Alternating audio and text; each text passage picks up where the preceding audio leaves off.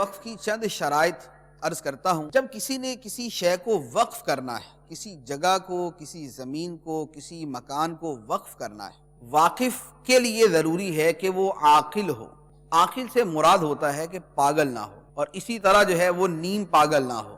نیم پاگل سے مراد یہ ہوتا ہے کہ جو بالکل ہی پاگل ہے اس کی تو ایک جدا وہ ہوتی ہے کہ مار پیٹ کرتا ہے، گالیاں بکتا ہے، اور نیم پاگل سے مراد یہ ہوتا ہے کہ جس کے کلام کے اندر کسی قسم کا ربط نہیں ہوتا، کوئی بات کرتے کرتے کسی اور طرف نکل گیا۔ اسے بوہرا کہتے ہیں، بوہرا عربی کے اندر اس کو معتوہ کہتے ہیں۔ تو واقف کے لیے ضروری ہے کہ واقف عاقل ہو۔ دوسری شرط ہے کہ بالغ ہو۔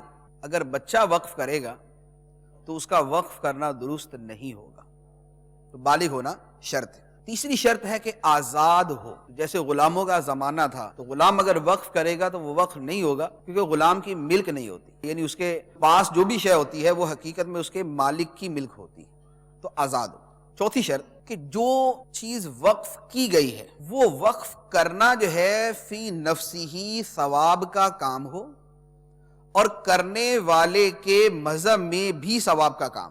ایک اور شرط، جو چیز وقف کی گئی یا جو جگہ وقف کی گئی وہ واقف کی ملکیت میں ہو۔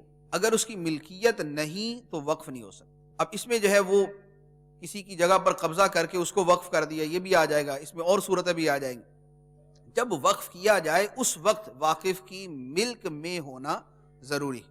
ایک اور شرط ہے، وہ یہ ہے کہ وقف کرنے والا شخص ایسا نہ ہو کہ قاضی اسلام کی طرف سے اسے اپنے مال کے اندر تصرف کرنے سے منع کر دیا گیا۔ قاضی اسلام کی طرف سے اسے اپنے مال کے اندر تصرف کرنے سے منع کر دیا گیا ہو۔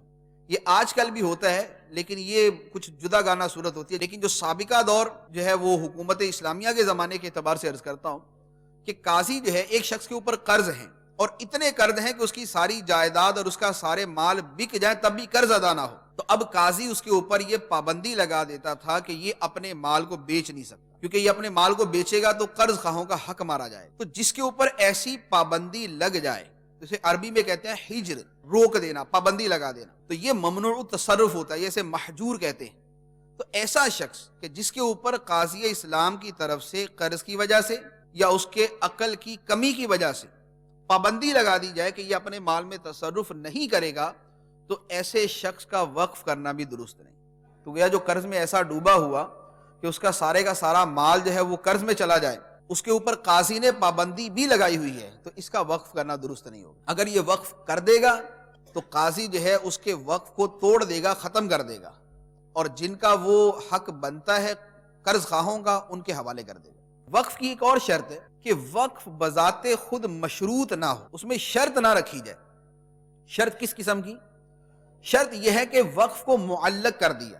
معلق اس طرح کیا، میرا بیٹا بیمار ہے، اگر یہ تندرست ہو گیا تو میں نے اپنا مکان مسجد کو دے دیا۔ تو یہ جو معلق کر دیا وقف کو کہ اگر میرا بیٹا تندرست ہو گیا، اگر میرا فلاں کام ہو گیا تو وقف، یہ وقف نہیں ہوگا۔ وقف کے لیے ضروری ہے کہ وہ فی الفور وقف ہو، کہ میں نے اسے وقف کر دیا۔ اب یا تو وہ ابھی وقف ہو رہا ہے یا اس کے مرنے کے بعد وقف ہو رہا ہے، لیکن وہ کسی شرط کے اوپر معلق نہیں ہے کہ اگر میرا یہ کام ہو گیا تو وقف ہے۔ یہ وقف کی منت تو بن سکتی ہے کہ نظر مان لی اس نے وقفی، لیکن بذات خود یہ وقف کرنا نہیں کہلائے گا۔ وقف کے اندر ایک اور شرط یہ ہے کہ وقف کے بارے میں واقف یہ نہ کہے کہ جب میرا دل کرے میں وقف کو ختم کر دوں گا، یا جب میرا دل کرے گا تو میں اس کو بیچ کر اس کی رقم جو ہے نیک کاموں پہ خرچ کر دوں گا۔ ایسی اگر شرط رکھی تو وقف باطل ہو جائے گا۔ ایک اور شرط کہ وقف جو ہے وہ ہمیشہ کے لیے کیا جائے۔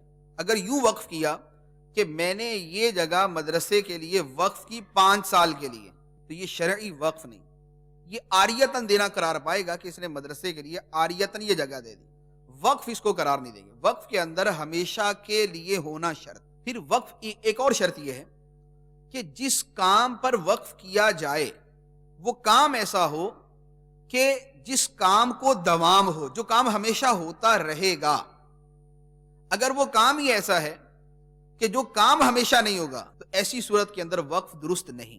اب اس کی مثال ہے، ایک آدمی نے مسجد پر وقف کیا تو مسجد ہمیشہ کے لیے ہوتی، مدرسے کے لیے وقف کیا تو مدرسہ ہمیشہ کے لیے ہوتا۔ لیکن ایک آدمی نے اگر یوں وقف کیا کہ میں نے اس محلے کے فقراء پر وقف کیا جو اس وقت زندہ ہیں، صرف ان کے اوپر، اب ان کے اوپر وقف کیا تو یہ تو کسی نہ کسی وقت جا کے ختم ہو ہی جائیں گے، تو جب یہ ختم ہو جائیں گے تو اس کا مطلب ہے کہ وقف ختم ہو جائے گا۔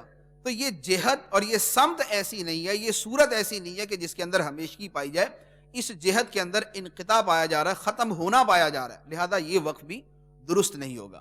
تو یہ وقف کی وہ شرائط ہیں کہ جن پر بنا کرتے ہوئے وقف کیا جاتا ہے۔ تو یہ وہ چیزیں تھیں کہ جس کا تعلق بطور خاص و واقف ہی کے ساتھ ہے، لیکن ان میں کچھ چیزیں لازمی طور پر وہ ہیں کہ جن کا تعلق ہمارے ساتھ بھی ہے، کہ وقف کرتے ہوئے ہم بھی اس چیز کو سامنے رکھیں کہ کیا یہ ساری شرطیں پائی جاتی ہیں تو ہم اس کو وقف مانیں یا نہ مانیں۔ عاقل بالغ آزاد ہونا یہ عمومی طور پہ پایا جائے گا، ثواب کے لیے وقف کریں گے، واقف کی ملک ہے یا نہیں یہ ایک اہم چیز ہوگی۔ وقف کی جگہ کے اندر جہالت تو نہیں ہے، کسی نے آدمی نے کہہ دیا کہ میرے جو ہے وہ 10 پلاٹ ہیں، ان میں سے ایک پلاٹ میں نے وقف کر دیا، اب 10 میں سے ایک وقف کر دیا، متعین نہیں کون سا وقف کیا، یہ وقف نہیں ہوگا۔ تو متعین ہو کہ فلاں والا پلاٹ جو ہے اس نے وقف کیا، اس نے وقف کو مشروط تو نہیں کیا کہ ٹھیک ہے پہلے آپ کچھ عرصہ کارکردگی دکھائیں، اگر مجھے سمجھ آیا تو پھر میں وقف کروں گا۔ تو اب کارکردگی اوپر اس نے موقوف کیا، آپ کا کام دیکھوں گا، مدرسہ آپ چلاتے ہیں یا آپ کیسا کام کرتے ہیں، تو اس کے بعد میں وقف کروں گا۔ تو یہ وہ کروں گا والا ہی معاملہ، یہ مستقبل کا معاملہ فی نفسی، ابھی یہ وقف نہیں ہوا۔ باقی ہمیشہ کے لیے وقف ہونا، تو یہ عمومی صورتوں میں ہمارے جو وقف کی صورتیں ہیں وہ یہی ہے کہ ہمیشہ کے لیے ہی وقف ہوتا ہے۔